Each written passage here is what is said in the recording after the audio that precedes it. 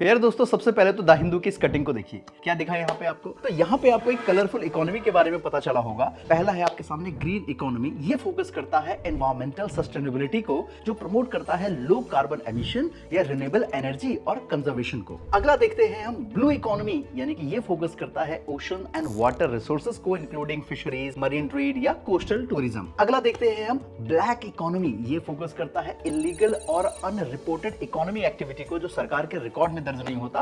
इसी को हम ब्लैक मनी भी कहते हैं। अगला देखते हैं हम व्हाइट इकोनॉमी। ये फोकस करता है legal and transparent economic activity को, जैसे कि किसी कर्मचारी की सैलरी जो बैंक में आती है तो उस पर जो टैक्स कटता है, रजिस्टर्ड बिजनेस की इनकम होती है, दुकान के बिल के साथ जो जीएसटी दिया जाता है, तो ये सारी यानी कि जिसका लेखा जोखा डायरेक्ट गवर्नमेंट के पास होता है। अगला देखते हैं हम ग्रे इकोनॉमी। ये फोकस करता है इनफॉर्मल सेक्टर, यानी पार्शली लीगल बट अनरेगुलेटेड, यानी कि लीगल तो है बट अनरेगुलेटेड है, जैसे कि स्मॉल स्ट्रीट वेंडर्स होते हैं, जैसे ट्यूशन वगैरह पढ़ाते हैं, तो इनका कोई टैक्स का पैसा सरकार के पास नहीं जाता है। अगला आता है आपके सामने रेड इकोनॉमी, जिसमें कि सरकार का पूरा या बहुत ज्यादा नियंत्रण होता है। उद्योग, बैंक, खाद्यान्न, परिवहन आदि सरकार के नियंत्रण में होते हैं, यानी कि उसके कंट्रोल में होते हैं। केंद्रीय योजनाएं, किस चीज की कितनी कीमत होगी, कितना उत्पादन किया जाएगा, तो ये सारी की सारी चीजें आती है रेड इकोनॉमी के अंदर। अगला हम देखते हैं ब्राउन इकोनॉमी।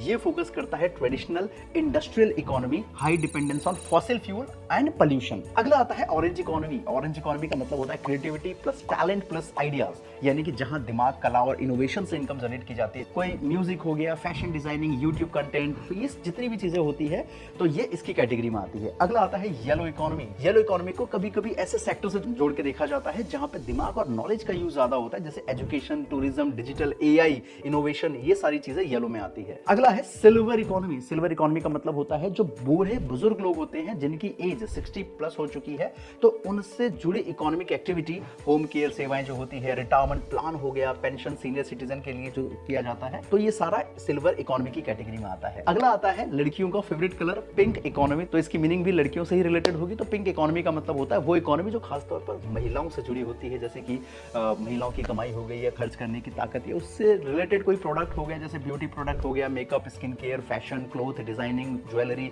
ये सारी की सारी चीजें महिलाओं के लिए होती है। और अगला हम देखते हैं पर्पल इकोनॉमी। ये ऐसी इकोनॉमी होती है जो डेवलपमेंट के साथ साथ संस्कृति, यानी कि हमारे कल्चर को, ह्यूमन वैल्यूज को भी ध्यान में रखे।